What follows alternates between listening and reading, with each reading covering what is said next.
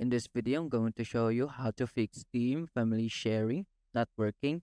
And this is what you want to do. Just go to your account, and once you are in here, just click your manage account and go to your account details. Now, once you are in here, just scroll down. Now, once you have found the family settings, just click that.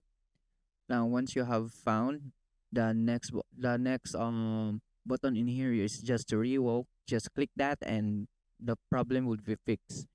Now, if it's not, now just go to your home, and you have to verify the integrity of files of your game.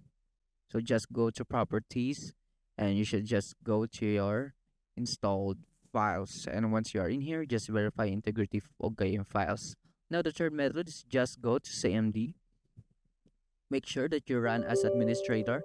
And as you can see, you just have to type SFC and slash scan now. Now once you have done that, the problem will be fixed. And that's it.